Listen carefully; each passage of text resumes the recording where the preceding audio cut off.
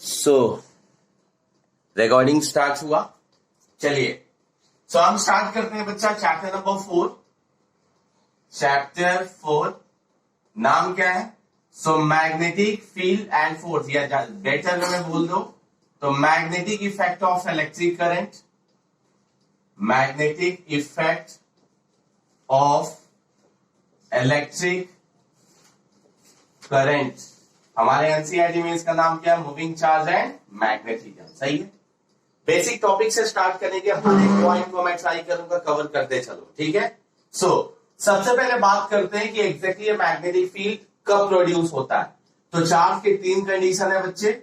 यहां पे कोई पॉजिटिव चार्ज क्यों ले लेते हैं? 3 कंडीशन में अगर चार्ज रेस्ट पे है, चार्ज क्या है? रेस्ट पे है, तो अपने अराउंड एक फील्ड बनाएगा, that field is called electric field. अगर यही चार्ज कांस्टेंट स्पीड के साथ अगर मूव कर रहा है तो अपने अराउंड इलेक्ट्रिक फील्ड तो रहेगा ही, प्लस साथ में क्या बनाएगा बच्चे? मैग्नेटिक फील्ड बनाएगा।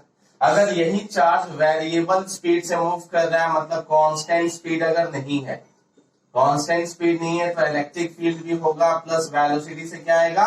मैग्नेटिक फील्ड आएगा, प्लस ऑफ एनर्जी रेडिएशन होगा। मतलब एनर्जी का क्या होगा बच्चे?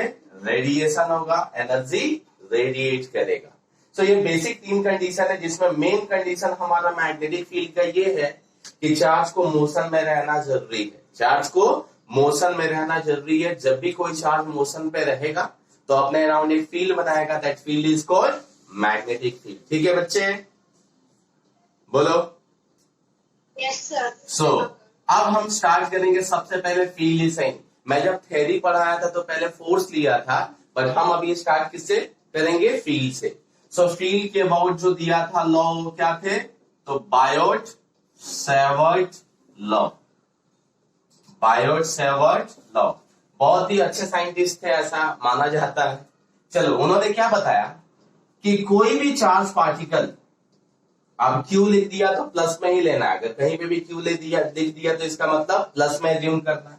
If A charge particle is moving with velocity v, then it produced magnetic field around it at certain distance or at any point p. The magnetic field due to charged particle which has certain velocity v is defined as, बच्चे इसके लिए जो b magnetic field होता है, इसके लिए जो magnetic field की वैल्यू होती है वो क्या होती है? म्यू नॉट अपॉन 4 कैसे याद रखना है आपको? इलेक्ट्रिक फील्ड की वैल्यू थी k q by r square. K q by r square. Magnetic field में के किससे रिप्लेस होता है? म्यू नॉट बाई 4 सही है। के क्यू को क्यू रहने दो। ये डिस्टेंस जो है जिस पॉइंट पे निकालना है वो डिस्टेंस कितना है बच्चे? आर। तो यहाँ पे भी कितना हो जाएगा? Are square. पर प्रॉब्लम क्या है ना कि देखा गया तो इस लाइन के अलोंग जब चेक किए तो फील्ड की वैल्यू क्या थी? 0। मतलब ये जैसे जैसे पॉइंट शिफ्ट करते गए ना, इस लाइन के अलोंग देखा तो फील्ड कुछ और था, इस लाइन के यहाँ पे देखा कुछ एंगल पे तो फील्ड कुछ और था। For the same distance, suppose 20 centimetre पे हम फील्ड देख रहे हैं, 20 सेंटीमीटर इधर देखा, इधर देखा, इधर देखा, हर बार फील्ड की वैल्यू क्या थी? अलग अलग। इट मींस ये फील्ड किस पे डिपेंड कर रहा था? थीटा पे। थीटा किसके बीच का एंगल है? V एंड R के बीच का एंगल क्या है? थीटा। तो उसको लेके किया गया, तो बच्चे वेलोसिटी पे भी डिपेंड किया और साथ में क्या डिपेंड किया? Sine theta. तो इसका मैग्नीट्यूड क्या हो गया? Mu naught upon 4 q v sine theta upon r square. फिर से mu naught upon 4 q v sine theta upon r square. सही है। इसी का जब बच्चे वेक्टर फॉर्म देखते थे ना, तो इसी का वेक्टर फॉर्म लिखते हैं म्यू नॉट अपॉन 4 क्यू यहाँ पे स्केलर क्वांटिटी उसको बाहर किया, और ये बच्चे होता है v cross unit vector r. V cross unit vector r क्यों? क्योंकि यहाँ साइन थीटा होता है ना। अब एग्जैक्टली हमें पता है क्रॉस प्रोडक्ट करने पे ही साइन थीटा आता है, बट यहाँ पे सिर्फ क्या है बच्चे? वी साइन थीटा है। तो हमें यहाँ पे एग्जैक्टली देखा थीटा किसके बीच का एंगल है? Theta is the angle between v and r. सही है। तो हमने क्रॉस प्रोडक्ट कर दिया वी एंड आर का। वी और आर का क्रॉस प्रोडक्ट करोगे तो वी आर क्या आएगा? Sine theta. बट हमारे पास आर नहीं है, इसीलिए देखो यहाँ पे यूनिट वेक्टर लिया है, क्योंकि यूनिट वेक्टर का मैग्नीट्यूड कितना होता है? 1। अगर इसी को दूसरे फॉर्म में देखना चाहते हो तो वेक्टर बी इक्वल टू क्या हो जाता है, mu naught upon 4 pi q into v cross, अगर यहाँ पे वेक्टर आर लिखते हो तो यहाँ नीचे क्या आ जाएगा बच्चे, आर क्यू। सही है। सो ये वेक्टर के फॉर्म में उसका फॉर्मूला है। हालांकि इससे रिलेटेड क्वेश्चंस बहुत ही कम पूछे गए हैं, बट स्टिल अगर आता है तो हम ये यूज कर सकते हैं। थोड़ा डायरेक्शन के अबाउट बात करते हैं बच्चे। डायरेक्शन काफी इंपॉर्टेंट है सबका। डायरेक्शन के लिए राइट हैंड रूल, क्या कर रहा हूं मैं, राइट हैंड रूल यूज करते हैं बच्चे। कैसा है, ध्यान से सुनना, लिखाता नहीं हूं, सिर्फ बता रहा हूं। सो प्लेस योर पाम, पाम को नहीं एग्जैक्टली जो ठीक है, ये हैंड है ना, इसको वर्टिकली रखना in the direction of charge particle. So place your right hand vertically in the direction of charge particle. Check करो, चार्ज पार्टिकल किधर जा रहा है बच्चे, ऊपर, तो ये वर्टिकल रखना है। चार्ज पार्टिकल ऊपर जा रहा है तो ऐसे रखते, नीचे आता तो ऐसे रखते। such that your palm should be in the direction of what, magnetic, in the direction of point of observation. So palm किधर होना चाहिए, point of observation के तरफ। palm हमारा इधर है, point किधर है, उस साइड। तो कैसे करेंगे, ऐसे देखो, अभी भी यह हमारा किधर जा रहा है, ऊपर, और palm किधर है, point of observation के तरफ। तो थंब इंडिकेट करेगा डायरेक्शन ऑफ किसको, मैग्नेटिक फील्ड को। तो यहाँ पे चेक करोगे तो मैग्नेटिक फील्ड का डायरेक्शन इनवर्ड आएगा। समझ आया बच्चे डायरेक्शन, बोलो जल्दी। यस, बहुत सिंपल है। पाम को जो है ना वर्टिकली रखना है along the direction of charge particle, such that palm का एग्जैक्टली जो फेस होना चाहिए पॉइंट ऑफ ऑब्जर्वेशन के तरफ होना चाहिए। तो किधर हो जाएगा, यहाँ पे फील्ड अंदर हो जाएगा। ठीक है।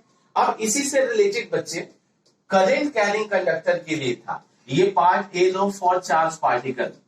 किसके लिए, फॉर चार्ज पार्टिकल। अभी अगर हम करंट क्या, अब देखो यही चार्ज पार्टिकल अगर किसी वायर पे मूव करेगा तो क्या बन जाएगा, करंट। तो सेकेंड वन देखते हैं, for current carrying conductor, for current carrying conductor. So current carrying conductor के लिए भी कुछ नहीं, बहुत सिंपल है। यहाँ पे कोई भी आर्बिट्रेरी शेप का वायर लिया, क्या लिया बच्चे, कोई भी आर्बिट्रेरी शेप का वायर लिया, और यहाँ पे करंट इसमें जा रहा है आई। करंट क्या जा रहा है, आई, और इसका पूरा लेंथ कुछ है एल। पूरा लेंथ क्या है, एल। तो हमने क्या किया बच्चे, यहाँ पे ये जो चार्ज के लिए मैग्नेटिक फील्ड निकाला है ना, एग्जैक्टली छोटे के लिए था, मतलब एक सिंगल चार्ज के लिए था।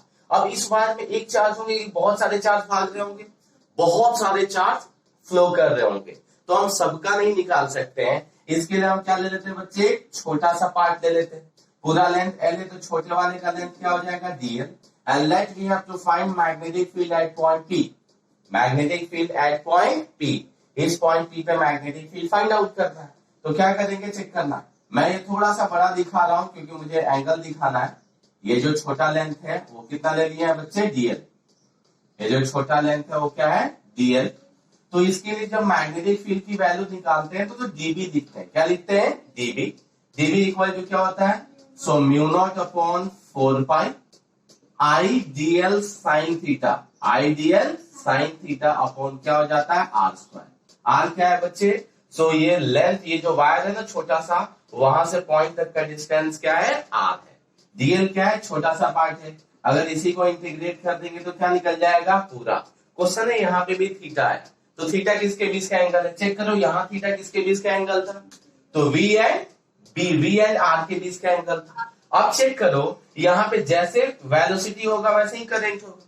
मतलब जैसा, अगर ध्यान से सुनना, लेंथ अगर स्ट्रेट है तो करंट भी कैसे जाएगा, स्ट्रेट। तो वेलोसिटी भी कैसी होगी, स्ट्रेट। अगर लेंथ सर्कुलर है तो वेलोसिटी भी कैसा दिखेगा, सर्कुलर। इसका मतलब वेलोसिटी किस पे डिपेंड कर रहा है बच्चे, शेप ऑफ कंडक्टर, मतलब लेंथ ऑफ द कंडक्टर के जैसे। सो अगर ये डीएल वेक्टर देखेंगे तो किधर जाएगा बच्चे, इधर दिख रहा है, तो इन्हीं के बीच का एंगल क्या होता है, थीटा। मतलब डीएल और आर के बीच का एंगल क्या होता है, थीटा। अगर इसी को वेक्टर के फॉर्म में देखें ना, तो वेक्टर के फॉर्म में देखेंगे तो mu naught upon 4 pi r square तो होगा ही। आई बेचारा स्केलर क्वांटिटी है, बचा क्या, डीएल। डीएल बच्चा ये लेंथ नहीं होता, ये डिस्प्लेसमेंट वाला लेंथ होता है। क्या होता है, डिस्प्लेसमेंट वाला लेंथ। मतलब फाइनली इंटीग्रेट भी करोगे ना तो लेंथ कहां से काउंट होगी, सो सपोज यहां तक है तो यहां से लेके यहां तक काउंट होगा, तो वो याद रखना है आपको, वो डिस्प्लेसमेंट वेक्टर होता है। ठीक है, मतलब इनिशियल जो क्या ज्वाइन कर देना है, फाइनल ज्वाइन कर देना है। ठीक है, so dv equal to mu not I upon 4 pi r square, और ये dl चेक करो एंगल थीटा किसके बीच का एंगल है, तो dl और r के बीच का। तो हम क्या लिखेंगे बच्चे, सो dl cross of unit vector r, cross देखो वैसे ही किया था, सो dl cross of unit vector r। Unit vector क्यों लिखा, बिकॉज यहाँ पे r की वैल्यू हमारे पास नहीं है, तो ये क्रॉस भी क्या होता है बच्चे, ए बी साइन थीटा। तो यहाँ पे क्या हो जाएगा, dl cross unit vector r, तो dl sine theta. Again direction कैसे देखेंगे, तो राइट हैंड रूल, कैसे, पाम रूल नहीं, पाम रूल मतलब फोर्स को रिलेट करने के लिए बताते हैं। Again place your right hand vertically along the direction of, यहाँ पे वेलोसिटी देख रहे थे, अब यहाँ पे किधर देखेंगे, इन the direction of length. Length जैसे है मतलब करंट के डायरेक्शन में, करंट इधर जा रहा है, अभी लेंथ देखो, लेंथ स्ट्रेट हो सकता है, करंट नीचे से ऊपर भी जा सकता है, करंट ऊपर से नीचे भी आ सकता है, तो करंट के डायरेक्शन में लेंथ का ये पाम रखना। सो कैसे रखना, यहाँ पे ऐसे रखा, लेकिन पाम किधर है, इस साइड है, हमें किस साइड रखना है, उस साइड। तो चेक करो ऐसे किया, अब ऐसे नहीं कर सकते, ऐसे रखना पड़ेगा, पाम इस साइड है ना, तो एग्जैक्टली फील्ड का डायरेक्शन जो होगा वो इनवर्ट नहीं होगा, इनवर्ट से थोड़ा सा टिल्टेड होगा। अगर ये यहाँ पे पॉइंट होता ना बच्चे, तो फील्ड किधर होता, अंदर होता, बट एग्जैक्टली देखो वो इधर है ना, तो ऐसे नहीं है, ये पॉइंट कहाँ है, यहाँ है ना, तो एग्जैक्टली कैसे दिखेगा, तो ऐसे दिखेगा। पता चल रहा है, हाँ कि ना बच्चे, बोलो जल्दी। बहुत सिंपल है, अगर यहाँ पे होता ना तो फील्ड किधर होता, अंदर होता, अगर वहां पे चला गया तो थोड़ा सा पाम कैसे रखना पड़ेगा, तो एग्जैक्टली ऐसे रखना पड़ेगा कि उस साइड देख पाए, तो फील्ड का डायरेक्शन किधर हो जाएगा, इस साइड। और वो मैं थोड़ा दिखा नहीं पा रहा हूं, बट स्टिल कुछ ऐसे अंदर के साइड में वो दिखेगा, किसकी वैल्यू, तो फील्ड की वैल्यू। ठीक है, सिंपल है कि हार्ड है अभी तक, बोलो बच्चे, सिंपल है। सो ये हो गया अपना, नेक्स्ट टॉपिक पे आते हैं अभी। अब इसी से रिलेटेड बच्चे बहुत सारे क्वेश्चंस बताए गए थे, सो इससे रिलेटेड जो है सबसे पहले हम देखते हैं magnetic field due to straight current carrying wire,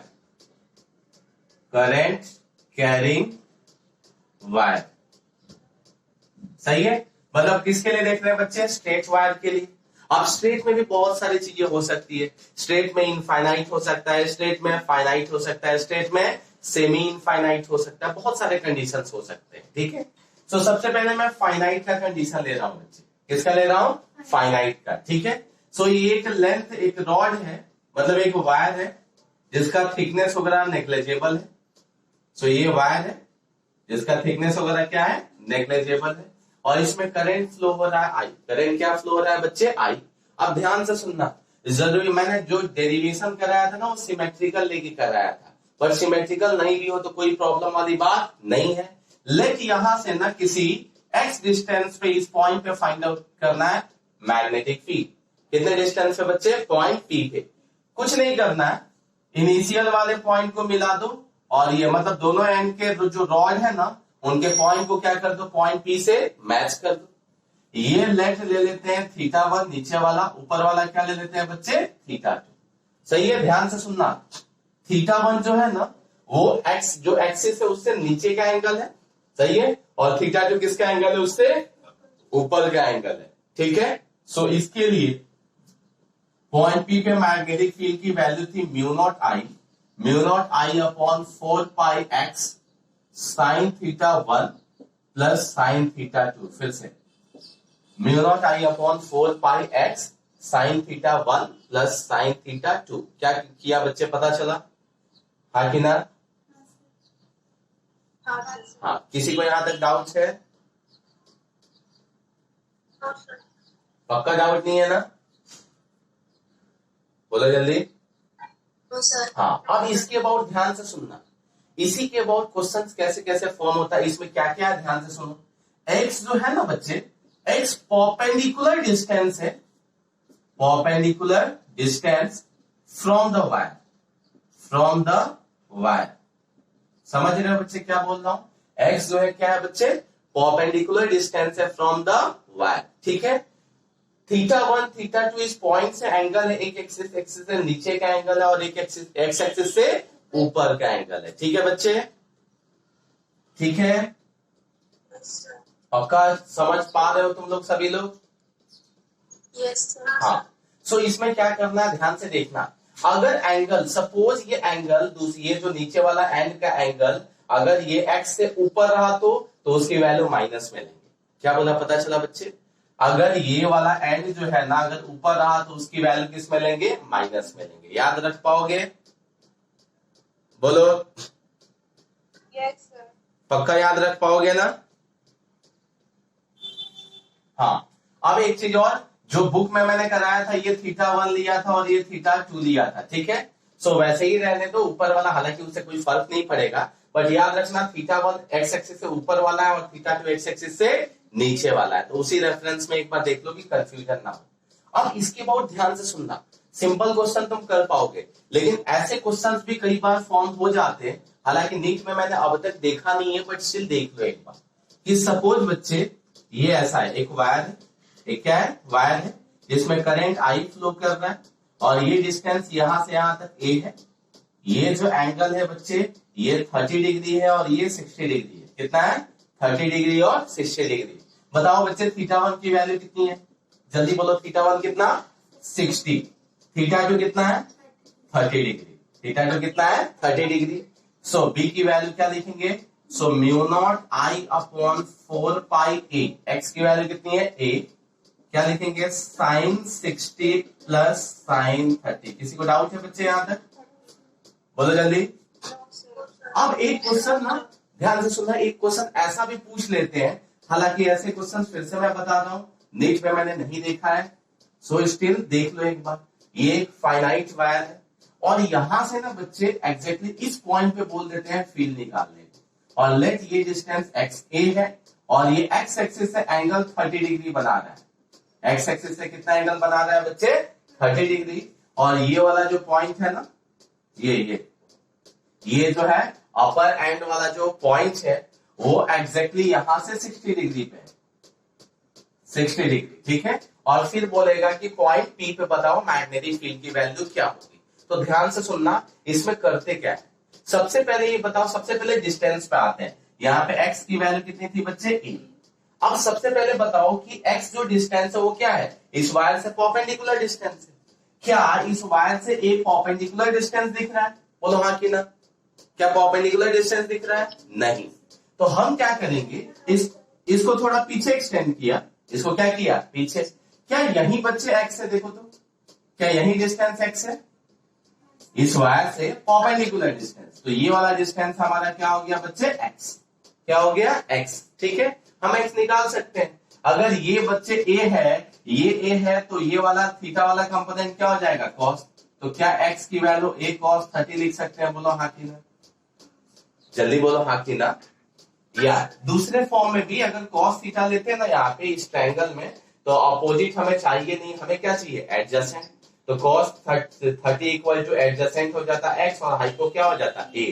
तभी एक्स की वैल्यू क्या आ जाती? ए कॉस 30। सही है बच्चे? बोलो। अब थीटा 1 की वैल्यू बताया जाए। थीटा 1 की वैल्यू बताओ। थीटा 1 ऊपर वाला है ना बच्चे, कितना है?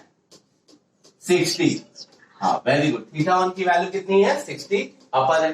थीटा 2 चेक करो। थीटा 2 की वैल्यू इस पॉइंट का एक्स से एंगल कितना दिख रहा है? 30। बोलो हाँ कि ना बच्चे, जल्दी बोलो। एंगल 30, बट एक्स एक्सिस से ऊपर है कि नीचे है? तो आंसर है ऊपर है। इसका जो ये एंगल जो ये एंड दिख रहा है एक्स एक्सिस से किधर है? ऊपर। हमारे केस में किधर था? नीचे। इसका मतलब क्या? थीटा 2 की वैल्यू -30 लेना पड़ेगा। बोलो हाँ कि ना। बोलो बच्चे। हाँ सर। तो सिंपल है, अब इसकी वैल्यू को हम पुटअप कर सकते हैं कि बी की वैल्यू जो होगी वो हो जाएगी mu not I upon 4 pi. X की वैल्यू क्या लिख देंगे बच्चे? ए कॉस 30। साइन थीटा 1 की वैल्यू 60 हो जाएगी एंड प्लस साइन थीटा 1 की वैल्यू क्या हो जाएगी? -30। माइनस से पता है क्या होगा? Sine minus theta minus sine theta होता है, तो यहाँ पे क्या हो जाएगा बच्चे? माइनस हो जाएगा। ठीक है, समझ पा रहे हो? बोलो। Yes, sir. Yes sir. एक और बच्चे यहाँ पे एक क्वेश्चन ले लेते हैं, एक और यहाँ पे क्वेश्चन ले लेते हैं, ठीक है। सो ये एक वायर है, थोड़ा उल्टा ले लेता हूं कि तुम लोगों को हो सकता है कि कुछ दिक्कत हो तो वो भी क्लियर हो जाए। अगेन बता रहा हूं, ऐसे क्वेश्चंस मैंने नहीं देखे हैं, बट स्टिल आप लोग एक बार देख लीजिए। सो हाँ बोलो बच्चे।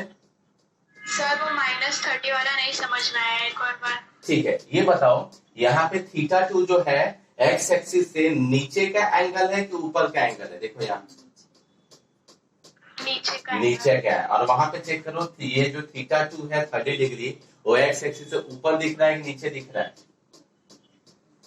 ऊपर। ऊपर दिख रहा है, तो हमें माइनस में लेना पड़ेगा ना उसको। एग्जैक्टली पता है बच्चे, इसकी वैल्यू डेरिवेशन में हमने माइनस में लिया था। क्या लिया था? माइनस में, तब जाके यहाँ प्लस आया था, ठीक है। बट अब जब ये ऊपर चला जाएगा तो उसका अपोजिट हो जाएगा ना, तो अगर वो एक्स एक्सिस से ऊपर चला गया तो निगेटिव में ले लेंगे, और नीचे रहा तो ऑलरेडी हम किस में लेंगे? पॉजिटिव में लेंगे। समझ आया बच्चे? यस। पक्का? यहां तक कोई डाउट नहीं है? बोलो जल्दी, सुन पा रहे हो बच्चे? हाँ। सो अभी एक और क्वेश्चन ले लेते हैं। लेट यहाँ पे एक ऑब्जेक्ट है, और इस एंड से ये जो डिस्टेंस है, ये जो डिस्टेंस है उसकी वैल्यू है a। कितनी वैल्यू है बच्चे? a। और ये जो है ना, ये यहां से ना एंगल 60 डिग्री पे है। कितने एंगल पे है? 60 डिग्री पे a है, ठीक है। और ये जो है अपना पॉइंट, सही है। पॉइंट P पे मैग्नेटिक फील्ड फाइंड आउट करना है। ये जो है अपना, ये एंगल है वो है अपना 30 डिग्री ले लिया बच्चे। कितना डिग्री? 30 डिग्री। अब बताओ सबसे पहले x की वैल्यू क्या होगी? जल्दी थोड़ा बताया जाए, x की वैल्यू क्या होगी? या मैं ही बताता हूं, आप लोग देख लो। हाँ, सो चेक करो, ये अगर 60 है तो ये भी कितना हो जाएगा बच्चे? 60। हमारा x जो डिस्टेंस होता है, क्या परपेंडिकुलर डिस्टेंस होता है? आंसर है हाँ। ये वैल्यू क्या हो जाएगी? x। तो चेक करो, क्या x की वैल्यू a cos 60 होगी? बोलो हाँ की ना? बोलो बच्चे, x की वैल्यू a cos 60 हो जाएगी, सही है। थीटा 1 की वैल्यू बताओ बच्चे, थीटा 1 की वैल्यू बताओ, जल्दी बताया जाए बच्चे, थीटा 1 की वैल्यू बोलो। कितना है थीटा 1 की वैल्यू? जल्दी बोलो। 30। नहीं बच्चे, 90। ध्यान से सुनो, कैसे है कि जो एंगल देखते हैं वो एक्स एक्सिस से देखते हैं। कैसे देखते हैं? एक्स एक्सिस से। अपर एंड का थीटा 1, लोअर एंड का थीटा 2।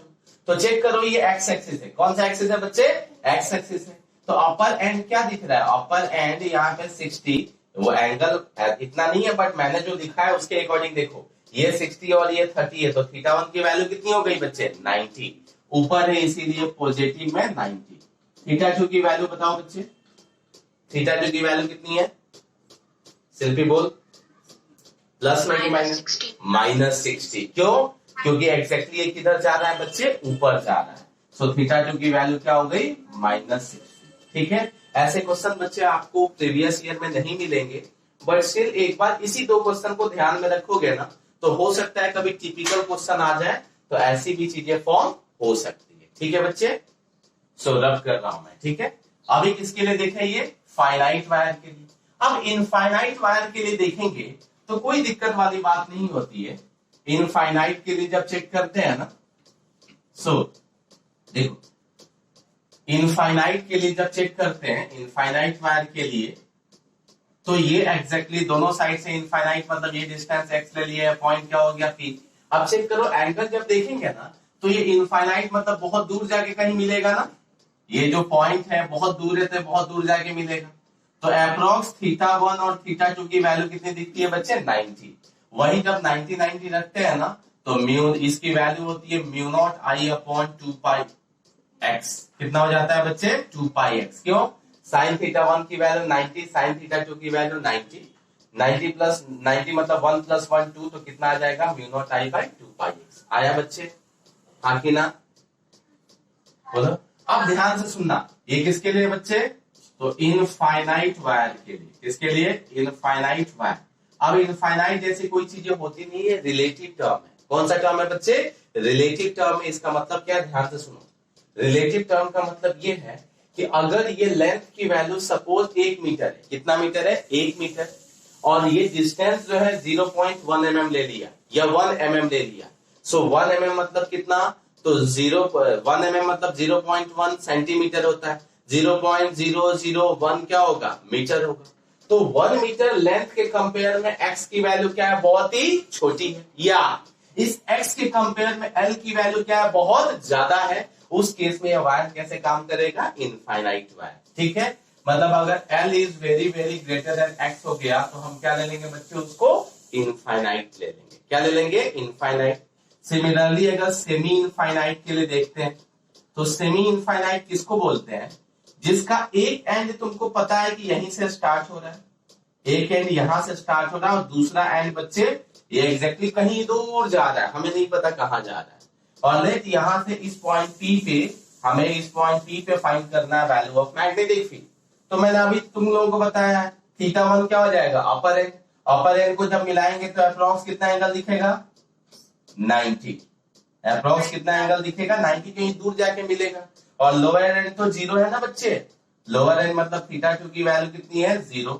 या डायरेक्ट हम डिवाइड भी कर सकते हैं, म्यू नॉट आई बाई कितना हो जाएगा? 4 pi x, mu not I by 4 pi x. ठीक है, सो इसी में वैल्यू में भी पुट करोगे तो साइन 91 और साइन 0 0 होता है, तो म्यू नॉट आई बाई कितना आएगा? 4 पाई एक्स। अगर इससे रिलेटेड आपको क्वेश्चन की प्रैक्टिस करनी है तो नोटबुक में क्वेश्चंस मिल जाएंगे, आप क्वेश्चन प्रैक्टिस कर सकते हो अगर प्रॉब्लम है तो। एंड फिर आप लोग बोर्ड वाले सॉरी जो पास्ट ईयर क्वेश्चन है उसको सॉल्व करने के लिए आप प्रोसीड करेंगे। ठीक है बच्चे? ठीक है, बोलो यहां तक। अब इसी में ध्यान से सुनना, इसी में जब बात करते हैं ना अपना इसके लिए क्या, सॉलिड सिलिंड्रिकल वायर के लिए, solid cylindrical wire Ampere's law का टॉपिक है। किसका टॉपिक है? Ampere's law. बट स्टिल मैं डेरिवेशन नहीं करा रहा, इसीलिए आपको यहीं पे लिख देता हूं। ठीक है, so magnetic field due to cylindrical wire. कौन सा वायर बच्चे? Cylindrical wire. वो सिलिंड्रिकल वायर मैंने जब नोटबुक में कराया था ना, तो वो सॉलिड सिलिंड्रिकल वायर था, वो हॉलो सिलिंड्रिकल वायर भी हो सकता है। तो सबसे पहले किसके लिए देखते हैं बच्चे? Hollow cylindrical wire. सही है, किसके लिए देख रहे हैं बच्चे? हॉलो सिलिंड्रिकल वायर के लिए। तो चेक करो, हॉलो मतलब क्या? अंदर से पूरा खाली है, तो करंट बताओ अंदर से जाएगा कि सरफेस से जाएगा? बोलो जल्दी बच्चे। सरफेस से जाएगा। इसका रेडियस कितना? a। जब भी अगर वायर का रेडियस बोल दिया मतलब ये नहीं है, वायर का रेडियस मतलब थिकनेस उसका कंसीडर कर दिया, इसका मतलब अब सिलिंड्रिकल शेप में हो गया। अब देखो कि ये जो वायर से जो है ना सरफेस से करंट जो पास हो रहा है, वो करंट कितना पास हो रहा है बच्चे? I। कितना पास हो रहा है? I। तो 3 पॉइंट लेते थे, एक इनसाइड लेते थे, एक सरफेस पे लेते थे, और एक क्या लेते थे बच्चे? आउटसाइड। तो ये P dash and P double dash. सही है, P वाला जो पॉइंट है अंदर का है, एम्पेरियन लूप लेते थे, कुछ ऐसा बनता था। यहाँ पे भी लेंगे तो एम्पेरियन लूप ऐसा बनेगा, और ये लेंगे तो एम्पेरियन लूप ऐसे बनता था। सही है, तो चेक करो B एट पॉइंट P, मतलब सबसे पहले इनसाइड में देखते थे तो B एट P पे आ जाएगा, कितनी वैल्यू हो जाएगी? 0, क्योंकि बच्चे अंदर में कोई करंट है ही नहीं, तो उसकी वैल्यू क्या हो जाएगी? 0। सेकेंड वन जब देखते थे ऑन सरफेस, मतलब सरफेस पे जब देखते थे, सो B एट पॉइंट P, बच्चे जब सरफेस P डैश सरफेस पे देखते हैं ना, तो ध्यान से सुनो, पूरा करंट कितना दिखता है? I। पूरा करंट कितना दिखता है? I। ये बच्चे इनफाइनाइट वायर है, याद रखना। ये जो सिलिंड्रिकल वायर है वो कैसा है बच्चे? इनफाइनाइट है। ये जो वायर है ना, ये कैसा है? इनफाइनाइट वायर है। तो ध्यान से सुनना, अब जब ये सरफेस पे आ गए तो सरफेस में जब चेक किया तो पूरा करंट कितना दिख रहा है? I। तो दैट इज इक्विवेलेंट टू ये इनफाइनाइट वायर होता है। देखो इसमें से भी करंट कितना फ्लो हो रहा था बच्चे? I।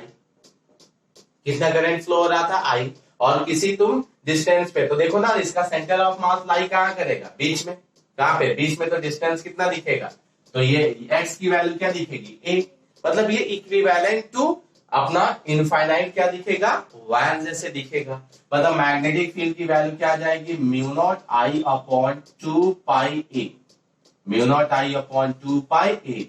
या एक काम करो, एक्स ले सकते हो ना, ए ही रहने दो, 2 पाई क्या ले लिया बच्चे, ए, mu naught I upon 2 pi ए। मतलब वो कैसे काम करेगा, तो इनफाइनाइट वायर जैसे ही काम करेगा, जिसमें डिस्टेंस कहां से देखेंगे, सेंटर से, और करंट तो आई ही फ्लो हो रहा है। इसका डेरिवेशन कराया था, बट स्टिल आपको डायरेक्ट फॉर्मूला याद रखने का वे बताया। अब जब बच्चे आउटसाइड चले जाते थे ना, तो आउटसाइड का डिस्टेंस ले लेते हैं ए, क्यों, क्योंकि x इज ग्रेटर देन क्या है बच्चे, a है। सो थर्ड पॉइंट जब देखते हैं तो क्या देख रहे हैं बच्चे, आउटसाइड, क्या देख रहे हैं, आउटसाइड, सही है। सो आउटसाइड के लिए जो था ना, हमने पॉइंट p डबल डैश दे दिया है, अपने नाम से के लिए दे दिया है, कुछ नहीं था, सब कुछ सेम था। म्यू नॉट आई अपॉन यहाँ पे कितना था बच्चे, 2 पाई a था। अब a नहीं होता है, यहाँ पे क्या हो जाता है बच्चे, ये डिस्टेंस हो जाता है। अब डिस्टेंस एक्स स्क्वायर हो जाता है, और यहाँ पे एक एक्स्ट्रा टर्म आ जाता है a। डायमेंशनली देखो करेक्ट होना चाहिए। यहाँ पे म्यू नॉट आई, ये तो इसका यूनिट होगा नहीं, यहाँ डिस्टेंस किधर है, नीचे। चेक करो, यहाँ पे अगर एक्स स्क्वायर लिखते हो तो यहाँ मीटर स्क्वायर होगा, हमें तो नीचे में मीटर चाहिए था ना। इसका मतलब ऊपर में एक और डिस्टेंस का टर्म होना चाहिए, जो कि इसका रेडियस होता है। इसका क्या होता है बच्चे, रेडियस होता है। तो ये आपको ध्यान में रखना है कि इसकी वैल्यू कैसे डेरिवेशन किया था, वो आप चेक कर सकते हो अपने नोटबुक में, या वीडियो भी देख सकते हो थ्योरी वाला। पी डैश पे जो होगा म्यू नॉट आई ए, उसका रेडियस अपॉन 2 पाई, जो भी यहाँ पे होता है ये एक्स स्क्वायर के टर्म में चला जाता है, और यहाँ पे कितना हो जाता है बच्चे, ए हो जाता है। इसका जब ग्राफ बनाते हैं ना, तो इसका कई बार ग्राफ, हालांकि 2019 या 18 में ही पूछा था, बी वर्सेस एक्स के बीच का ग्राफ पूछा था। तो चेक करो बच्चे, ये 0 है, ये ए है, रेडियस की वैल्यू हमने कितना ले लिया है बच्चे, ए लिया है। तो ए से 0 से लेके ए तक, मतलब इन साइड में मैग्नेटिक फील्ड की वैल्यू कितनी थी, 0। जैसे यहाँ सरफेस पे पहुंचे तो उसकी वैल्यू हो जाती है मैक्सिमम, मतलब यहाँ पे कुछ वैल्यू आ जाती है बी मैक्स, और उस बी मैक्स की वैल्यू कितनी होती है, so mu not I by 2 pi A. उसके बाद जब जाते हैं तो चेक करो, mu not I A 2 pi constant है, तो क्या inversely proportional to x square आया, आंसर है हाँ। So inversely proportional to x square का ग्राफ ऐसे जाता है। तो ग्राफ ऐसे बना, क्या सच में पता चला, बोलो जल्दी। यस। किसी को डाउट है बच्चे, ए रुको रुको रुको रुको, कुछ तो गड़बड़ किया है मैंने, नहीं थोड़ा गड़बड़ किया है बच्चे।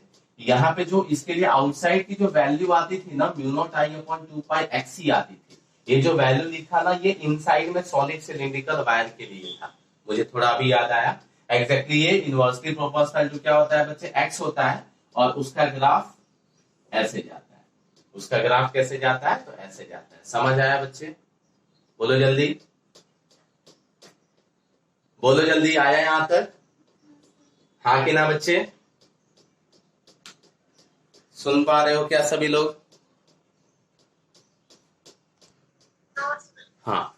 सो ये किसके लिए था बच्चे, हॉलो सिलिंड्रिकल वायर। अब इसी में अगर सॉलिड सिलिंड्रिकल वायर हुआ, ये ग्राफ भी काफी इंपॉर्टेंट है।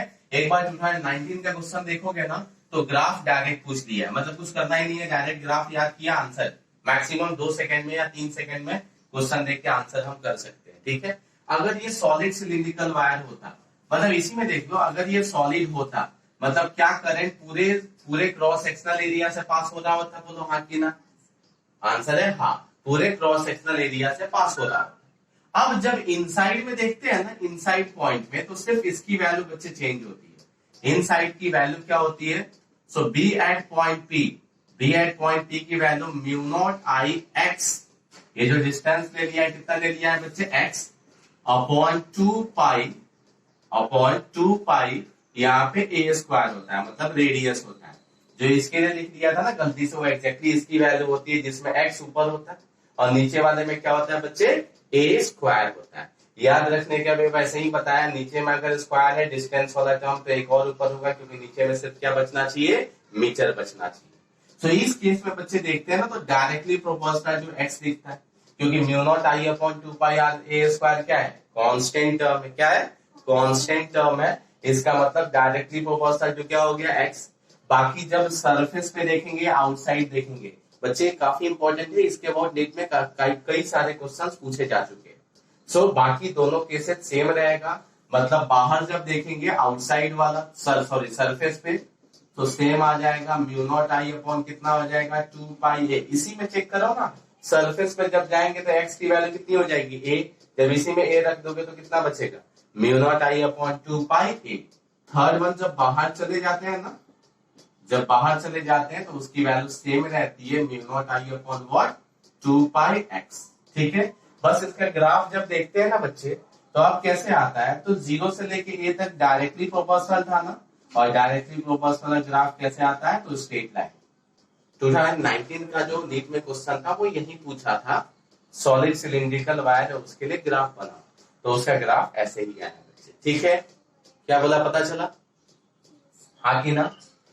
कई बार ना नीट में ऐसा भी पूछ दिया है कि एक सॉलिड सिलिंड्रिकल वायर है जिसका रेडियस है ए, जिसका रेडियस है ए, सही है, बोला है ना कि मैग्नेटिक फील्ड का रेशियो बताओ a/2 डिस्टेंस पे और 2a डिस्टेंस पे, ये दो मैग्नेटिक फील्ड का रेशियो बताओ। तो कोई बात नहीं, ये जो हो गया इनसाइड वाला पॉइंट, तो ये वाला फॉर्मूला लगा देना जिसमें x की वैल्यू कितना रख दोगे a/2। ये बाहर वाला पॉइंट चला गया तो x की वैल्यू कितना डाल दोगे 2a। दोनों का मैग्नेटिक फील्ड निकाल के क्या रख सकते हो, रेशियो लिख सकते हो। ठीक है बच्चे, बोलो आया बच्चे, किसी को डाउट है यहां तक, किसी को डाउट है क्या, बोलो जल्दी, नहीं है, ठीक है। सो चलो आगे बढ़ते हैं बच्चे। सो अब जो देखते हैं ना magnetic field due to circular coil, magnetic field due to circular coil, due to circular coil. ठीक है, तो बहुत सिंपल था बच्चे, सर्कुलर कॉइल के लिए जब देखते थे ना, ये एक सर्कुलर कॉइल है, ठीक है, जिसमें करंट पास हो रहा है कुछ आई और रेडियस कितना है बच्चे आर। ठीक है, तो सबसे पहले हम देखते हैं एट या फॉर सर्कल, बच्चे सब सेंटर पे देख रहे हैं, या एक काम करो, ये पॉइंट नंबर 1 है एट सेंटर, कहां पे देख रहे हैं बच्चे, सेंटर पे देखने वाले हैं। ठीक है, अब सेंटर पे सबसे ए वाला पार्ट फॉर सर्कल, किसके लिए बच्चे, फॉर सर्कल, सर्कल की वैल्यू अगर होगी तो बी इक्वल टू क्या हो जाएगा म्यू नॉट आई अपॉन क्या लिखेंगे बच्चे 2r। अब देखो कैसे याद रखना है, जो इनफाइनाइट वायर था ना उसमें 2 पाई एक्स था या 2 पाई आर बोल सकते हैं, यहाँ पे नीचे में पाई वाला टर्म नहीं होता है। इनफाइनाइट वायर का जो टर्म होता है और इसका दोनों का सेम होता है, बट एक्सेप्ट यहाँ पे पाई नहीं होता है। डायरेक्शन कैसे देखोगे, तो किसी भी पॉइंट पे चेक कर लो, इस पॉइंट पे करंट इधर जा रहा है, पॉइंट पी पे निकालना है तो पाम इधर पॉइंट की तरफ है, पॉइंट ऑफ ऑब्जर्वेशन की तरफ, तो डायरेक्शन किधर गया बच्चे, बाहर गया। मतलब बहुत ही सिंपल है, कोई टेंशन वाली बात नहीं है। ठीक है, so mu not I by क्या हो गया 2r। अब इसी में फॉर सेमी सर्कल देखते, इसके लिए बच्चे फॉर सेमी सर्कल जिसमें रेडियस कितना है बच्चे r है, तो उसके लिए डिवाइड कर दो, कोई टेंशन वाली बात नहीं है। म्यू नॉट आई अपॉन क्या हो जाएगा 4r। अगेन डायरेक्शन में आपको डाउट नहीं होना चाहिए बच्चे, क्वार्टर में देखेंगे तो कितना हो जाएगा 8r। अब मैं बता देता हूं, ये सेमी के लिए पॉइंट बी था, सेमी सर्कल। अब ये देख लो for any arc, for any arc, किसी आर्क के लिए जब देखते हैं ना बच्चे, देखो यहाँ पे ये कुछ ऐसा है, ये रेडियस आर है और ये कोई आर्क है, मतलब ना क्वार्टर सर्कल है ना सेमी सर्कल है, कुछ भी नहीं है, और ये पॉइंट क्या है बच्चे पी है, और ये एंगल दिया है अल्फा, एंगल क्या दिया है अल्फा। तो बहुत ही सिंपल है, इसके लिए मैग्नेटिक फील्ड की वैल्यू होती है mu not I alpha upon 4 pi r, upon क्या होता है बच्चे 4 पाई आर। ये अगर आप रख लिए याद तो आप किसी के लिए भी फाइंड आउट कर सकते हैं, चेक करो। अगर सर्कल रहा तो थीटा की अल्फा की वैल्यू क्या 2 पाई होगा, बोलो हाँ कि ना। सर्कल रहेगा तो अल्फा की वैल्यू 2 पाई होगा 360। अगर अल्फा की वैल्यू 2 पाई रखते हो तो चेक करो म्यू नॉट आई बाई कितना आ गया 2r। अगर सेमी सर्कल रहा तो अल्फा की वैल्यू कितना दिखेगी बच्चे, तो पाई दिखेगा, पाई रखते हो तो अल्फा की बी की value mu naught I by 4r आ गया। सो किसी के लिए भी फाइंड आउट कर सकते हैं। सो एक एग्जांपल ले लेते हैं, ये बताओ बच्चे, ये 30 डिग्री है, ये सिर्फ डिस्टेंस बता रहा है, मेन वायर यही है, करंट वायर में आई जा रहा है और ये एंगल है 30 डिग्री, ये डिस्टेंस है बच्चे आर। तो इस पॉइंट पे जब मैग्नेटिक फील्ड कैलकुलेट करने जाएंगे, सो म्यू नॉट आई, अल्फा की वैल्यू क्या लिखेंगे बच्चे, पाई/6, रेडियन में लिखना पड़ेगा। हाँ, अल्फा की वैल्यू कितनी हो जाएगी, पाई/6 अपॉन क्या लिख सकते हैं, 4πr, 4πr। तो कैंसल, पाई से पाई क्या हो गया बच्चे, cancel. So mu not I upon कितना हो गया, 24r। समझ आया बच्चे, बोलो जल्दी, समझ आया क्या? हाँ, हाँ कि ना? हाँ, यस सर। किसी को डाउट नहीं है ना बच्चे यहाँ तक, बोलो जल्दी। हाँ, अब इसी में अगर कहीं पे भी नंबर ऑफ टर्न्स रहते हैं ना तो n से मल्टीप्लाई कर देना। नंबर ऑफ टर्न्स है तो किससे मल्टीप्लाई कर सकते हैं, n से, बाकी कुछ भी चेंज नहीं होगी। अब बी वाला पॉइंट, मतलब सेकंड पॉइंट देखते हैं, एट एक्सिस। अभी कहां तक देख रहे थे फील्ड बच्चे, सेंटर पे। अब कहां पे देख लेते हैं, एक्सिस पे। कुछ समझ आया क्या बोला मैंने, हाँ कि ना? हाँ, सो एक्सिस पे कैसा है, ये एक सर्कुलर कॉइल है और ये इसका एक्सिस है बच्चे, ध्यान से सुनना। एग्जैक्टली कॉइल ऐसे है और ये वाला पॉइंट एक्सिस इधर भी हो सकता है और एक्सिस इधर भी हो सकता है। तो यहाँ पे चेक करो, इस पॉइंट पी पे जब मैग्नेटिक फील्ड की वैल्यू फाइंड आउट करते हैं, किस पॉइंट पे, इस पॉइंट पे, ये करंट कैरिंग कंडक्टर है, करंट क्या है बच्चे, आई है, करंट क्या है, आई है, और इसका रेडियस जो गिवन है वो बच्चे आर है। रेडियस क्या गिवन है, आर है। तो किसी, और ये जो डिस्टेंस है बच्चे एक्स है, ये डिस्टेंस क्या है, एक्स है। तो ये दोनों साइड पॉइंट ले लो, किधर भी, वो पॉइंट उधर भी ले लो या पॉइंट इधर भी ले लो, कितने डिस्टेंस पे, एक्स पे। Magnetic field at point P की जो वैल्यू होगी वो हो जाएगी mu not I r square upon 2x² plus of r square raise to power 3/2। अगर नंबर ऑफ टर्न्स है तो हम किससे मल्टीप्लाई कर देंगे बच्चे, n से। सो मैग्नेटिक फील्ड इधर या इधर किधर भी देखेगा ना तो क्या पता चलेगा, so mu not I r square upon 2x² plus r square raise to power 3/2, और n की वैल्यू क्या होगी, नंबर ऑफ टर्न्स के लिए रहेगी। अब देखना, मैग्नेटिक फील्ड का डायरेक्शन बच्चे इस प्लेन से परपेंडिकुलर होता है, प्लेन से परपेंडिकुलर। कैसे, तो ध्यान से सुनो। सपोज एक सर्कल ऐसे है, एक करे जो सर्कुलर कॉइल है ऐसे, तो करंट अगर ऐसे जा रहा है तो नेट फील्ड की वैल्यू बच्चे ऊपर होगी, और अगर करंट ऐसे घूम रहा है तो नेट फील्ड की वैल्यू किधर होगी, नीचे होगी। समझ आया, बोलो हाँ कि ना? Yes sir. सो अब चेक करो, इसी के लिए ग्राफ कई बार हमें पूछ दिया जाता है, तो इसके लिए ग्राफ, सेंटर पे वैल्यू बच्चे सबसे ज्यादा होती है, कितनी होती है सेंटर पे, तो mu not I by 2r, पहले से देख चुके हैं, सेंटर पे सबसे ज्यादा होती है। इससे आगे जाओ, ये b वर्सेस x का ग्राफ है, हाँ, इससे आगे जाएंगे तो भी ऐसे जाता है और इससे इधर आएंगे तो भी ऐसे जाता है। जिस पॉइंट से ये ग्राफ चेंज होना स्टार्ट होता है, पहले ऐसे होता है बाद में ऐसे जाता है, जिस पॉइंट पे चेंज होना स्टार्ट होता है उस टाइम x की वैल्यू बच्चे ये -r/2 हो जाती है और ये +r/2। मतलब इधर हम प्लस ले लिए, इधर क्या ले लिए, माइनस लिए हैं, तो दोनों साइड एग्जैक्टली ये ग्राफ कुछ ऐसा बनता है। ठीक है बच्चे, और जहां से ये ग्राफ चेंज होना स्टार्ट होता है वो डिस्टेंस कितना होता है, तो r/2 का डिस्टेंस होता है। समझ में आया कुछ, बोलो जल्दी। Yes sir. Yes sir. किसी और डायरेक्शन में डाउट नहीं करना, ये जो पूरे के लिए नेट फील्ड का डायरेक्शन सरफेस से परपेंडिकुलर होता है। अगर देख लेना, करंट अगर रिंग ऐसे है, करंट अगर ऐसे जा रहा है तो ऊपर होगा और ऐसे जा रहा है तो नीचे होगा। ठीक है, बहुत सिंपल है, एक्स के अकॉर्डिंग उसकी वैल्यू हमें पता चल जाएगी। अब एक और बच्चे टॉपिक है जिसका नाम है हेल्महोल्ट्ज कॉइल, लेकिन एग्जैक्ट मैंने देखा नहीं है नीट में, बट सिर्फ एक छोटा सा टॉपिक है। मैं डेरिवेशन हालांकि ज्ञानम वाले लेक्चर में कराया था, पर तुमको जरूरत नहीं है, इसीलिए फॉर्मूला सिर्फ देख लो। टॉपिक है हेल्म, साइंटिस्ट का नाम था हेल्महोल्ट्ज, HELTZ, हेल्ट्ज कॉइल। अब एग्जैक्टली हेल्ट्ज था कि होल्ट्ज था याद नहीं है, साइंटिस्ट का नाम था।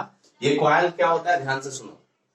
ये बच्चे 2 कॉन्सेंट्रिक कॉइल होता है, 2 नहीं, कॉन्सेंट्रिक नहीं बोलते हैं, 2 कोएक्सियल कॉइल होता है, 2 coaxial coils separated by distance r, separated by distance r, bracket में डाल दो, इक्वल टू देयर रेडियस। मतलब जो आर होता है वो रेडियस के क्या होता है बच्चे, इक्वल होता है। सही है। ये क्यों यूज किया जाता है Helmholtz square? To produce constant magnetic या uniform magnetic field. Uniform magnetic field कैसा होता है, ध्यान से सुनना। क्या करना है, तो दो कोएक्सियल कॉइल लेना है बच्चा, ये दोनों सिमेट्रिकल होना चाहिए ऐसा। मतलब दोनों का रेडियस कितना है बच्चे, आर है। ये थोड़ा डायग्राम अच्छा नहीं बना है, ये दो कॉइल मैंने बना दिया। सो इसका भी रेडियस कितना है बच्चे, आर है, और इसका भी रेडियस कितना है, आर है, और दोनों के सेंटर से बीच का डिस्टेंस भी कितना है, तो आर ही है। दोनों के बीच का डिस्टेंस कितना है, तो आर है। इसमें करंट आई जा रहा है, इसमें भी करंट क्या जा रहा है बच्चे, आई जा रहा है। क्वेश्चन समझ में आ रहा है? एक रिंग ऐसा है और एक रिंग ऐसा है, दोनों का रेडियस आर है और दोनों के बीच का डिस्टेंस भी आर है। समझ आया बच्चे टॉपिक? बोलो। हाँ, अब इसके लिए ग्राफ देखते हैं तो कुछ ऐसे दिखता है, ऐसा ही दिख रहा था ना बच्चे। और इसके लिए जब देखते हैं तो कुछ ऐसे दिखता है। देखो ग्राफ ऐसा ही दिखेगा ना। देखो इस पॉइंट, ये बीच वाला पॉइंट पी पे देखो, बीच वाला पॉइंट, सॉरी ये थोड़ा डायग्राम अच्छे से नहीं बना, ये कुछ ऐसे आएगा और ये कुछ ऐसे जाता है। ठीक है, जिस पॉइंट पे इंटरसेक्ट करता है वो पॉइंट पी होता है। चेक करो, इसके लिए ग्राफ कुछ ऐसे था और इसके लिए कुछ ऐसे था। अभी बनाया ना यहाँ पे, दोनों के लिए ये पॉइंट पी क्या हो गया है, दोनों के एक्सियल पॉइंट को हो गया बीच में। तो होता ये है कि जब नेट मैग्नेटिक फील्ड देखते हैं ना, तो कैंसल आउट करके नेट मैग्नेटिक फील्ड दोनों का रिजल्टेंट जो होता है ना, इस रीजन में इनके बीच में रीजन जो होता है ना, स्ट्रेट दिखता है। मतलब क्या होता है कि एक का फील्ड का कंपोनेंट ऐसे होता है, दूसरे का कैसे होता है, ऐसे होता है। तो जब कंपोनेंट निकालते हैं तो वर्टिकल वाला कैंसल हो जाता है, बचता कौन सा है, सिर्फ हॉरिजॉन्टल वाला। बचता कौन सा है, सिर्फ हॉरिजॉन्टल वाला। तो इसके लिए नेट जो फील्ड यहाँ पे बीच में दिखता है वो कैसा दिखता है, स्ट्रेट दिखता है। कैसा दिखता है, स्ट्रेट। सो ये जो दिखता है बी, ये यूनिफॉर्म फील्ड दिखता है। इनके बीच में कैसा दिखता है, यूनिफॉर्म फील्ड। और तुमको याद रखना है, बी जो यूनिफॉर्म फील्ड जनरेट होता है उसकी value 8/5√5 mu naught n I by r होता है। एन अगर नंबर ऑफ टर्म्स है तो ठीक है, नहीं तो mu not I by r होता है। 8/5√5 mu naught n I by r होता है। क्या बोला, पता चला बच्चे? सुन रहे हो सभी लोग? क्या हुआ, ध्यान से सुनना। यहाँ पे जो फील्ड का कंपोनेंट बचता है ना, सिर्फ एक्स एक्सिस के अलाउंग दिखता है, मतलब वो हॉरिजॉन्टल फील्ड दिखता है। जो बोले है ना कि कांस्टेंट मैग्नेटिक फील्ड हम कहीं पे भी ले लेते हैं। तो लैब में प्रोड्यूस अगर करना रहा ना, तो कौन सा कॉइल डालते हैं, हेल्महोल्ट्ज स्क्वायर। और जिसके हेल्प से दोनों के बीच में जो फील्ड ये जनरेट होता है कैसा दिखता है, स्ट्रेट। और उसकी वैल्यू कितनी होती है, डायरेक्ट आपको याद रखना है। हालांकि ऐसे क्वेश्चन आपके एग्जाम में पूछे नहीं गए हैं। 8/5√5 mu naught n I by r होता है। समझ आया बच्चे? बोलो। यस। किसी को डाउट है यहाँ तक? जल्दी बोलो, किसी को डाउट है? डाउट है क्या? No sir. नो सर, ठीक है। सो अब ये हो गया। नाउ अब आते हैं सोलेनॉइड पे। किस पे आते हैं बच्चे, सोलेनॉइड पे। सो बहुत सिंपल टॉपिक है। सोलेनॉइड सबको पता है कि करंट को हेलिकल शेप में बार बार घुमा दो। बहुत बार अगर घुमा देंगे ना करंट को हेलिकल शेप में, तो क्या बन जाएगा बच्चे, सोलेनॉइड। मतलब कुछ ऐसा अगर घुमा दिया है बार बार, तो उसको क्या बोलते हैं, सोलेनॉइड। करंट कितना ले लेती है, ले लिया आई, कितना ले लेते हैं, आई। और ये है अपना सोलेनॉइड। अब ध्यान से सुनना क्या मैं बोल रहा हूं। सोलेनॉइड बच्चे फाइनाइट भी होता है और सोलेनॉइड क्या होता है, इनफाइनाइट भी होता है। फाइनाइट भी होता है, दूसरा क्या होता है, इनफाइनाइट भी होता है। ठीक है, मैं दोनों के लिए करा देता हूं। हालांकि फिर से मैं बोल रहा हूं, इनफाइनाइट ही आपके टॉपिक में है। मतलब अभी तक जो क्वेश्चन से इनफाइनाइट से ही पूछा है, फाइनाइट से कभी पूछा नहीं है। बट अगर पूछे दे तो हम उसकी वैल्यू को फाइंड आउट कर सकते हैं। ठीक है, कैसे कर सकते हैं, ध्यान से सुनना। सोलेनॉइड किसी चीज पे जनरली वाइंडिंग ही होता है ना, तो उसी को दिखा रहा हूं मैं। ये कुछ ऐसे क्या है बच्चे, सोलेनॉइड। ठीक है, समझ आ रहा है बच्चे? ये एक्सिस है, ये उसका क्या है, एक्सिस है। और ये उसका कुछ लेंथ है। ये क्या है बच्चे, इसका लेंथ है। समझ पा रहे हो क्या बच्चे? जल्दी बोलो, समझ पा रहे हो? अरे यस सर, ठीक है। अब किसी भी पॉइंट पे अगर मैग्नेटिक फील्ड फाइंड आउट करने को बोला किसी भी पॉइंट पे, तो यहां दोनों एंड को मिला दो। ध्यान से सुनो, इस पॉइंट से क्या किया, दोनों एंड को क्या कर दिया, मिला दिया, दोनों एंड को मिला दिया। और दोनों से ये देखो, ये एंटी क्लॉकवाइज एंगल पे जा रहा है, ये एंगल का नाम दे देते हैं θ1 और ये एंगल का नाम दे देते हैं θ2। दोनों देखो सेम साइड से एंगल लिया है, ध्यान से सुनो, दोनों सेम साइड से एंगल है, मतलब इधर से ही एंगल देख रहे हैं। एक का नाम दे दिया, ये जो फर्स्ट एंड है इधर वाला, और इसका नाम क्या दे दिया, सेकंड एंड। दोनों के एंगल को ज्वाइन कर दिया, एक का नाम θ1 दूसरे का नाम θ2। इसके लिए जो मैग्नेटिक फील्ड की वैल्यू होती है बच्चे, μ0 Ni/2 cos θ2 माइनस cos θ1, ये आपको ध्यान रखना है डायरेक्ट, सही है। ये μ0 n जो होता है number of turns per unit length होता है, आपको टेंशन नहीं होना चाहिए, नंबर डेंसिटी था स्मॉल n का part. μ0 Ni/2 cos θ2 minus cos θ1, फिर से μ0 Ni/2 cos θ1 cos θ2 minus cos θ1। कुछ समझ में आया बच्चे, बोलो जल्दी, कुछ समझ में आया बच्चे, हाँ कि ना, सुन पा रहे हो सभी लोग, हाँ। सो ये डायरेक्ट आपको याद रखना, μ0 Ni/2 cos θ2 माइनस cos θ1। अब चेक करो कि अगर यहां पे फाइनाइट सोलेनॉइड हो, इनफाइनाइट, फॉर इनफाइनाइट सोलेनॉइड कैसा होता था बच्चे, तो एग्जैक्टली ये ऐसा ही होता था, सर्कल जैसा ही होता, मतलब हेलिकल ही होता था, बट एग्जैक्टली दोनों साइड से क्या होता था, इनफाइनाइट। ये इसका एक्सिस है, इससे क्या है बच्चे, एक्सिस है। ध्यान से सुनना, इस पॉइंट पी पे हमें फील्ड निकालना है, कहीं पे भी इनके बीच में फील्ड निकालना है।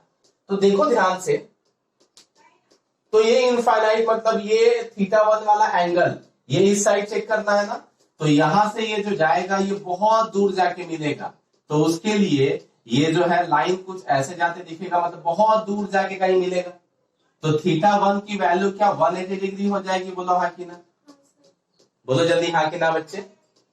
θ1 की वैल्यू कितनी, 180 डिग्री। हम इधर से ही एंगल देख रहे हैं, क्या θ2 की वैल्यू 0 डिग्री दिखेगी, क्योंकि इधर वाले एंड को मिलाना है, तो बहुत दूर जाके, मतलब ऑलमोस्ट लाइन कैसा जाएगा, पैरेलल जाएगा। तो θ1 की वैल्यू कितनी होगी बच्चे, 0। यहीं पे चेक कर दो ना, cos θ2 की वैल्यू 0, cos 0 कितना 1, cos 180 की वैल्यू -1, 1 + 1 मिलके कितना हो जाएगा, 2 2 कैंसल। सो बी की वैल्यू कितनी हो जाएगी बच्चे, μ0 Ni। याद रहेगा आपको, बोलिए, याद रहेगा बच्चे, हाँ याद रखना है। हालांकि ये नहीं भी याद रखोगे तो बहुत इशू नहीं है, क्योंकि इस टाइप के क्वेश्चन जनरली पूछे नहीं गए। क्या बोला, पता चला, बोलो हाँ कि ना बच्चे। हाँ सर। किसी को डाउट है, बोलो किसी को भी डाउट है, हाँ नो। अब ध्यान से सुनना, नोट करके पॉइंट बता दे रहा हूं, नोट करके। ये एक सोलेनॉइड है, ये क्या है बच्चे, एक सोलेनॉइड है, मतलब कुछ ऐसा है, ये है, और ये इसका एक्सिस वाला पॉइंट है, क्या है बच्चे, एक्सिस वाला पॉइंट है। क्या बोल रहा हूं, पता चल रहा है, बोलो जल्दी, क्या बोल रहा हूं, पता चल रहा है क्या, किसी को डाउट, किसी को डाउट है क्या, नहीं सर। अब देखो, ये सोलेनॉइड और यहां से दूर उसका इनफाइनाइट लेंथ है, कैसा है बच्चे, इनफाइनाइट लेंथ है। अब इसके एज जो पूछ दिया ना, यहाँ पे फील्ड की वैल्यू, ध्यान से सुनना, इनसाइड जो फील्ड की वैल्यू होती है कितना होता है, μ0 Ni होता है। अगर इस पॉइंट पी पे अगर फील्ड की वैल्यू पूछ दिया, तो पता है μ0 Ni/2 हो जाता है। कैसे होता है, चेक करो, चेक करो। इस टाइम में θ1 की वैल्यू कितना दिखेगी बच्चे, देखो तो, क्या θ1 की वैल्यू 90 दिखेगी, बोलो हाँ कि ना। एक्स एक्सिस से एंगल चेक करते, θ1 की वैल्यू 90 दिखेगी, बोलो जल्दी बोलो बच्चे, हाँ। और θ2 की वैल्यू कितनी दिखेगी, θ2 की वैल्यू बताओ कितना दिखेगा, 0। बहुत दूर जा रहा है ना उधर, तो उसकी वैल्यू कितनी दिखेगी, 0। सो अगर b की वैल्यू चेक करेंगे तो कितना आ जाएगा, μ0 Ni/2 और θ1 की वैल्यू कितनी है बच्चे, सो cos θ2 है 0, और cos यहाँ पे क्या हो जाएगा, 90 cos 0 कितना होता है, 1। सो मैग्नेटिक फील्ड की वैल्यू क्या हो जाएगी, सो mu not into ni/2। So note करके आपको बस इतना ध्यान रखना है कि सोलेनोइड के एकदम एज पे, सोलेनोइड के एज पे मैग्नेटिक फील्ड की वैल्यूज की आधी होती है, जो एक्सिस के इससे जस्ट थोड़ा सा भी अंदर जाओगे ना तो उसकी वैल्यू म्यू नॉट ni हो जाती है। कितनी हो जाती है? Mu not ni। लेकिन अगर एज पे देखोगे तो उसकी वैल्यू कितनी होती है? Mu not ni/2। अगेन ये नहीं भी याद रखोगे तो प्रॉब्लम नहीं है, जेडबल पे ऐसे क्वेश्चन बहुत पूछे जाते हैं, बट मेन पॉइंट आपको ये याद रखना है कि म्यू नॉट ni सोलेनोइड के लिए मैग्नेटिक फील्ड होता है, और inside the solenoid magnetic field की वैल्यू कैसे होती है बच्चे? स्ट्रेट होती है। समझ आया? बोलो जल्दी, समझ आया क्या बच्चे? हाँ ठीक है। अब इसी में जब टोरॉइड देखते हैं, क्या देखते हैं? Toroid. So magnetic field due to toroid देख रहे हैं, magnetic field due to toroid. सही है। So magnetic field due to toroid कैसा था? तो एग्जैक्टली सोलेनोइड का ही सर्कुलर जो वर्जन था उसको क्या बोलते थे बच्चे? टोरॉइड बोलते थे। क्या बोलते थे उसको? टोरॉइड बोलते थे। सही है बच्चे? हाँ कि ना बोलो, जल्दी बोलो हाँ कि ना। ये रेडियस है R1, ये रेडियस है R2। ध्यान से सुनो, इनर जो रेडियस है R1 है, आउटर रेडियस क्या है बच्चे? R2 है। करंट इसमें ऐसे जा रहा है, इसके लिए फील्ड जो होता है बच्चे कैसा डेवलप होता है? सर्कुलर ही फील्ड होता है। कैसा फील्ड डेवलप होता है? सर्कुलर फील्ड होता है। और इसमें मैग्नेटिक फील्ड की value same mu naught ni ही होता है, क्योंकि है तो सोलेनोइड ही ना, है क्या? Solenoid. So mu not ni, और म्यू नॉट इंटू n को ब्रेक कर सकते हो number of turns per unit length, number of turns per unit length. और ध्यान से देखो क्या लेंथ की वैल्यू 2 पाई। बच्चे ये जो सेंटर का रेडियस है ना, एवरेज जो ये बीच का, ये क्या कितना ले लिया हमने? x। So mu not I upon क्या हो जाता है? 2 पाई x इंटू आई। याद रखना जो x होता है वो मीन रेडियस होता है, मतलब अगर दो रेडियस दे दिया है तो R1 प्लस R2/2 करके क्या निकाल सकते हैं हम? Mean radius. और नहीं तो एक ही रेडियस दिया है तो डायरेक्ट हम वो x ले लेते हैं, और नहीं मीन दो रेडियस दिया है तो उसका क्या निकालना पड़ता है? मीन रेडियस निकालना पड़ता है। समझ आया बच्चे? म्यू नॉट ni अपॉन 2 पाई x, मतलब लेंथ की वैल्यू सर्कल में कितनी होती है? तो 2 पाई x हो जाती है। x याद रखना है मीन रेडियस ऑफ टोरॉइड होता है, मीन रेडियस ऑफ टोरॉइड होता है। याद रहेगा बच्चे? बोलो, याद रहेगा क्या? किसी को डाउट है? जल्दी बोलो बच्चे, किसी को डाउट नहीं है ना? पक्का ना? आगे बढ़े, बोलो आगे बढ़े। हाँ ये बताओ, फास्ट बहुत नहीं हो रहा है ना? फास्ट नहीं हो रहा है ना? बोलो जल्दी। अगर स्टिल अगर कुछ टॉपिक लगे कि फास्ट हो रहा है तो मैं रिकॉर्ड भी कर रहा हूँ, क्लास खत्म होने के ना 1 आवर में मैं रिकॉर्डिंग भी डाल दूंगा। आपको ध्यान से देखना है उसको, जो भी टॉपिक में डाउट हो रहा है, एंड फिर क्वेश्चंस करना है। मैं थोड़ा एक्स्ट्रा टॉपिक इसलिए बता रहा हूँ ना क्योंकि पिछले 2 साल से नीट का पेपर इजी पूछ रहा है। हो सकता है कि थोड़ा गड़बड़ कर दिया, तो अभी उस टाइम में ऐसा नहीं होना चाहिए क्वेश्चन हमसे नहीं बना। हर एक लॉजिक हमें पता होना जरूरी है। ठीक है बच्चे? हाँ यस सर। अब एक और टॉपिक है, हालांकि फिर से मैं बता रहा हूं उसके बहुत क्वेश्चंस आज तक पूछे नहीं गए हैं, बट स्टिल अगर पूछ दिया ना तो हमें निकालना पड़ सकता है। कैसे पड़ सकता है देखना ही है। क्या है? Magnetic field due to charged rotating ring. ऐसे क्वेश्चन जनरली जेडबल में पूछे जाते हैं, पर ध्यान से सुनो, कुछ हार्ड नहीं है, छोटा टॉपिक है। यहाँ पे बच्चे चार्ज है, क्या है बच्चे? चार्ज। और चार्ज मोशन में नहीं है, ध्यान से सुनना, ये चार्ज मोशन में नहीं है, ये चार्ज रुके हुए।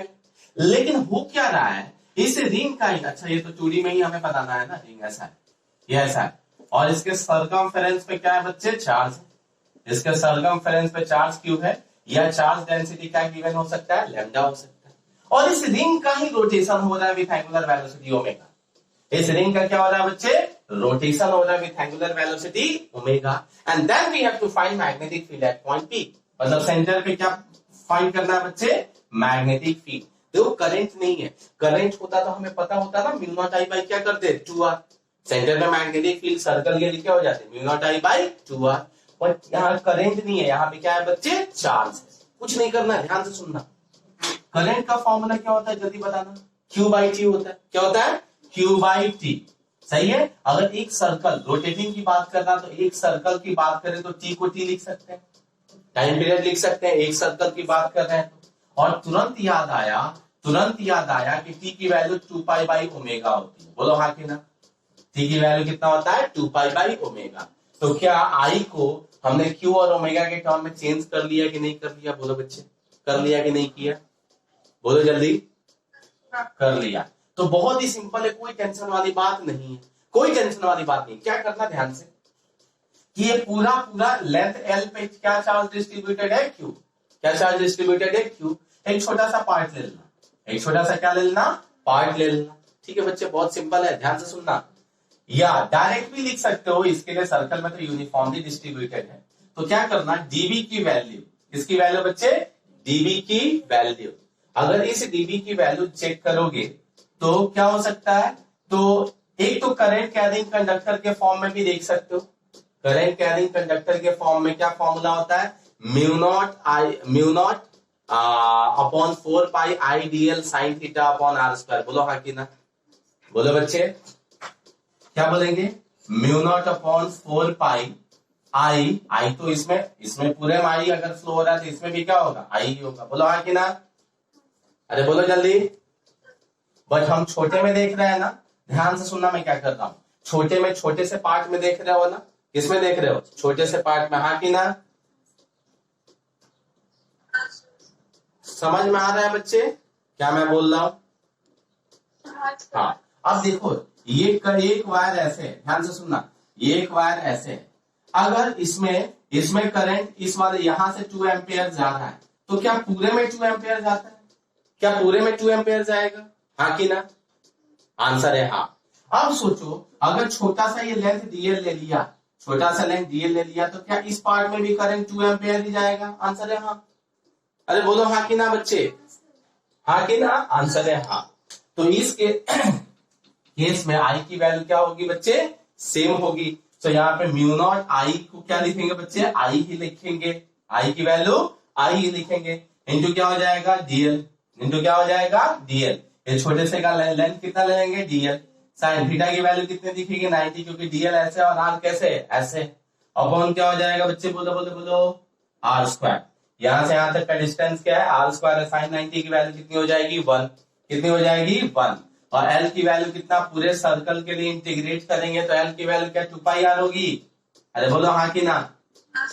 तो इसके लिए म्यू नॉट आई बाई क्या हो गया, 2r ही आंसर है। बी की वैल्यू कितनी आ गई, mu naught I by 2r। But I को रिप्लेस करना पड़ेगा किसके टर्म में, तो आई को रिप्लेस करना पड़ेगा क्यू ओमेगा अपॉन, यहाँ पे क्या है 2 पाई है ना, तो 2 2 4 पाई आर हो जाएगा। समझ आया, अरे हाँ कि ना, समझ आया बच्चे। क्यू को यहाँ पे नहीं मैंने कुछ, हाँ सही है, आई को रिप्लेस करना पड़ेगा क्यू के टर्म में, क्योंकि आई तो गिवन नहीं है ना, तो आई की वैल्यू क्यू ओमेगा अपॉन 2 पाई लिख सकते हैं। ठीक है, बोलो बच्चे। फॉर डिस्क, अगर डिस्क के लिए पूछ लेते हैं ना, तो डिस्क के लिए भी टेंशन वाली बात नहीं है। सब जगह क्या है बच्चे, यहाँ पे चार्ज यूनिफॉर्मली क्या है, डिस्ट्रीब्यूटेड। और किस पॉइंट पे पूछा है बच्चे, पी पॉइंट पे, सेंटर पे फील्ड पूछा है। तो ये बताओ, डिस्क क्या बहुत सारे छोटे छोटे छोटे छोटे रिंग से मिलकर बना, ऐसा मान सकते हैं क्या। देखो रिंग ही एक के ऊपर एक के ऊपर एक के ऊपर एक के ऊपर रख दो तो क्या बन जाता है, डिस्क बनता है। बोलो हाँ कि ना, अरे जल्दी बोलो हाँ कि ना, बोलो हाँ। अब इसमें चार्ज डेंसिटी सिग्मा दे सकता है या चार्ज क्यू भी दे सकता है, इसका रेडियस आर है। कुछ नहीं करेंगे, एक्स डिस्टेंस पे जाके मोमेंट ऑफ इनर्शिया वाला टॉपिक में कटिंग करना सिखाया था। एक्स डिस्टेंस पे जाके छोटा सा जो एलिमेंटल जो थिकनेस होगा वो कितना ले लेंगे बच्चे, डीएक्स। छोटा वाला एलिमेंटल थिकनेस कितना ले सकते हैं, डीएक्स। सही है। अब इसके कॉज से जो फील्ड आएगा इस पॉइंट पे, ये देखो क्या सर्कल ही है, आंसर है हाँ। सर्कल का थोड़ा सा क्या है, थिकनेस है। तो इसके लिए फील्ड की वैल्यू क्या आ जाएगी, डीबी। डीबी इक्वल टू क्या हो जाएगा, mu naught into D I. देखो पूरे चार्ज के लिए करंट कितना हो रहा है, आई। तो यहाँ पे छोटे से थिकनेस के लिए, छोटे से पतले से रिंग के लिए कितना ले लिया, डी आई अपॉन क्या हो गया 2r। आर की वैल्यू कितनी हो गई, x। चेक करो ना, इस रिंग का रेडियस कितना है, x। रिंग का रेडियस x। नाउ अब आता है कि डी की वैल्यू कैसे फाइंड आउट करेंगे। तो सिंपल, डी की जगह यहाँ पे क्या हो जाएगा, D Q into omega upon 2 पाई। बोलो हाँ कि ना। यहाँ पे डी की जगह क्या लिखेंगे, डी क्यू, छोटा चार्ज, पूरे में चार्ज क्यू है तो उसमें चार्ज क्या हो जाएगा, डी क्यू, ओमेगा अपॉन क्या हो जाएगा 2 पाई। और डी क्यू का वैल्यू तो बताया ही था, डी क्यू तुम निकालने के लिए क्या लिख सकते हो, total charge upon total area. Total area कितना हो जाएगा, पाई स्क्वायर आर स्क्वायर, और जिसका चार्ज उसका एरिया, तो 2 pi x into D x. ये वाला जो पार्ट है ना, जो रिंग का जो थिकनेस है, इसका एरिया लेंथ इंटू क्या हो जाएगा, thickness, 2 pi x into D x. ध्यान से सुनो, इसका एरिया कैसे निकालेंगे, इसका लेंथ हो जाएगा 2 पाई एक्स और उसका थिकनेस कितना है, डी एक्स। यह कई बार चार्ज डेंसिटी गिवन होता है तो सिग्मा इंटू उसका एरिया 2 पाई एक्स इंटू क्या कर सकते हैं, डी एक्स। तो डाल दो यहाँ पे value, so mu naught upon 2x, D I की वैल्यू कितनी हो जाएगी, डी क्यू। डी क्यू मतलब क्या हो जाएगा, sigma 2 pi x into D x, और ओमेगा अपॉन क्या हो जाएगा बच्चे, 2 pi. This is the value of D V. हम इंटीग्रेट कर देंगे 0 से लेके आर तक। मतलब ये जो रेडियस है कहां से स्टार्ट हो रहा है, रिंग 0 से लेके मैक्सिमम कितना जाएगा, आर तक। समझ आया बच्चे, अरे हाँ कि ना, बोलो समझ आया क्या। मतलब बहुत ज्यादा कॉम्प्लिकेटेड करेगा तो ये पूछेगा, कुछ टेंशन वाली बात नहीं है, छोटा एलिमेंट लेके कट कर लो। बस तुमको करंट को किसके फॉर्म में कन्वर्ट कर देना है, चार्ज के फॉर्म में, और कोई भी बड़ा लॉजिक नहीं है। क्या यहां तक सच में समझ में आया सबको, पक्का,